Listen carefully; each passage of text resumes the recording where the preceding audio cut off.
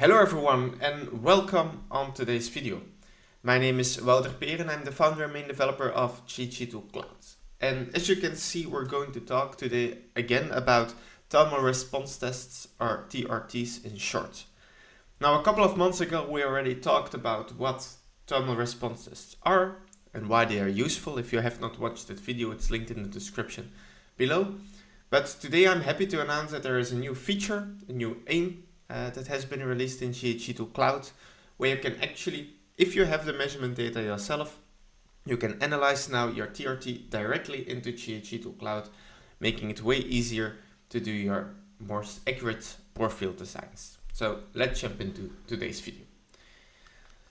So just as a recap, what is a thermal response test? Now there are multiple options, but typically what you do is you measure the in and the outlet temperature under a constant injection power.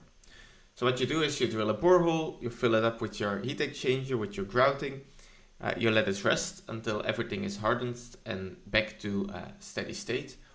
And then you're going to put a logger next to it, you're going to inject a constant temperature in the ground, and you measure the in and the outlet temperatures, typically for 48 to 72 hours.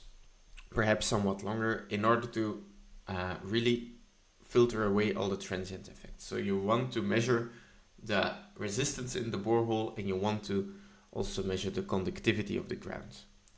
So with this type of TRT tests, you can indeed find the undisturbed ground temperature, although this is typically not the measurement itself, because it just initially, before starting to injecting power in the ground, you circulate the fluid. And by doing so, you measure the undisturbed ground temperature. But then once your power injection starts and you actually have your measurement going on, you have the possibility to calculate both the ground thermal conductivity from that and the borehole thermal resistance. Now there is an asterisk behind this resistance, more information in the other video, but just as a recap, you need to make sure that your measurement conditions are the same as your operational conditions when the borefield is in operation, in order to make sure that you can use the borehole resistance also for your calculations for your real life situation. So this is basically what a thermal response test is. Now let us take a look at a typical data that comes out of it. So I have here an example file for TRT. As you can see, there are 4 columns here. Now, depending on your data logger, you might have fewer columns or even more columns. Sometimes the mass flow rate is also given, for example. But what you always have is a time measurement, typically in seconds, and some sort of temperature measurement. Now, as you can see, the time, it starts here at 62,000 seconds, which perhaps is a little bit strange. And this is because, in this example, the transient periods, where the borehole is not in steady state, is filtered away. It's cut away from the data set. So the first 60,000 seconds, what is it, around 20 hours or something like that, is cut away, and we are just with the linear behavior of the thermal response test. We have a power column for heat injection, and as you can see, it's more or less constant. Sometimes it is not given in your TRT measurement, so you can enter it manually. And then you have here 2 measurements for the in and the outlet temperature. It's also possible, for example, to have just an average value. If your logger already averages both the in and the outlet temperature, that's also no problem. So this is a typical data set. You have, this one is rather long. It's around 8,300 rows.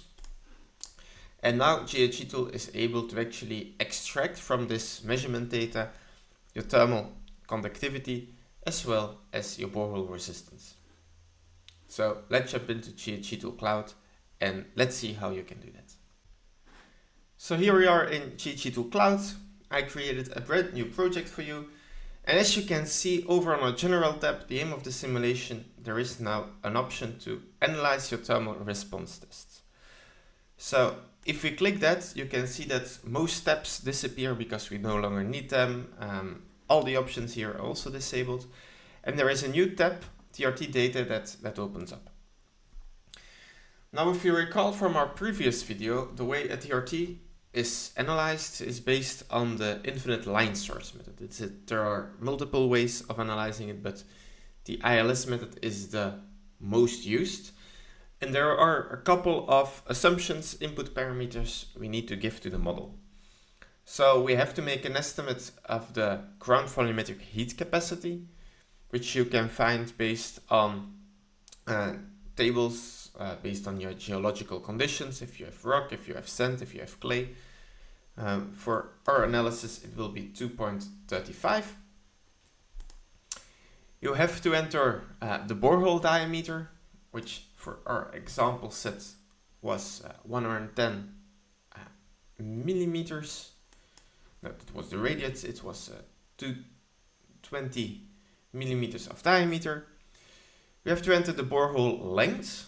So this is actually the actual active length of the borehole, which in this case was 99.3 meters. And then you have here our undisturbed ground temperature. Now, notice that I've said you measure this also with the TRT test, but it's not part of the analysis, let's say.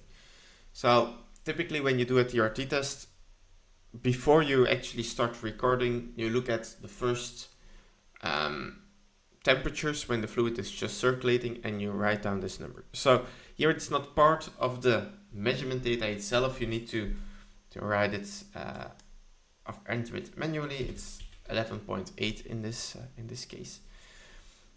And here you have then your TRT file, the CSV file as I showed you just before. Let's go ahead and open it.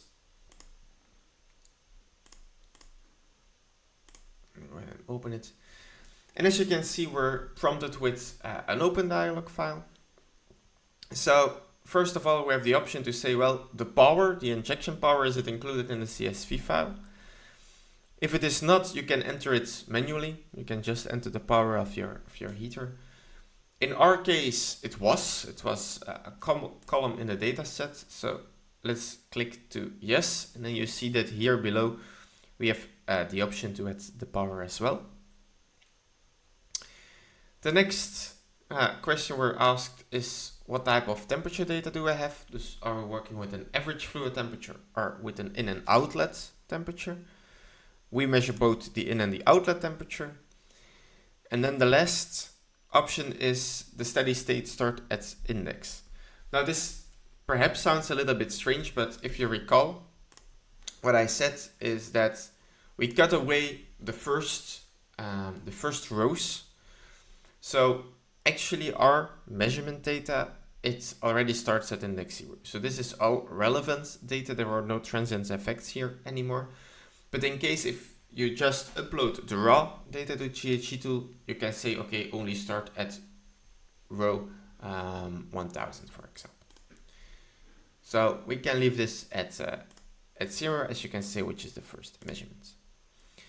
Now our time column, it's the column TS in seconds, the power is in watts, and then we have here our inlet fluid temperature is given by the column TF in, and the outlet is given by TF out.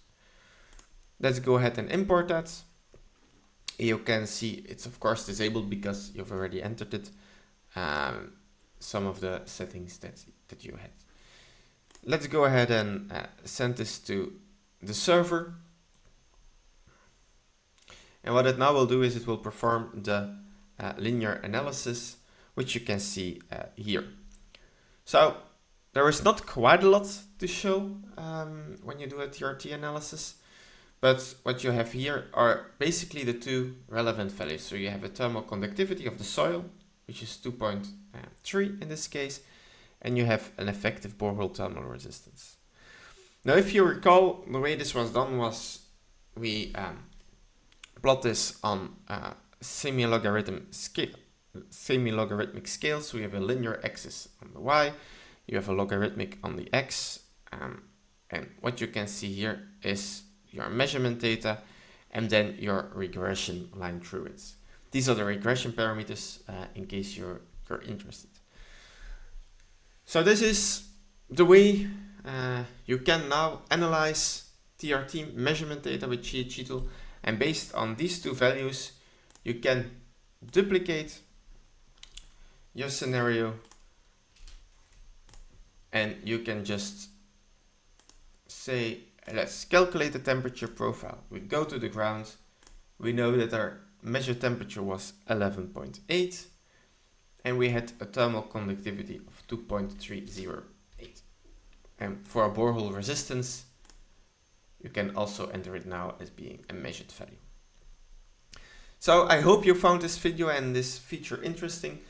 If you are interested in having more options for analyzing your TRT data, if you want other models as well, we're still in the background working silently on new features, new additions to this new aim. Feel free to give any feedback. We're more than happy to take that into account with future releases. And I'm really much looking forward to seeing you in our next video. Take care. Bye.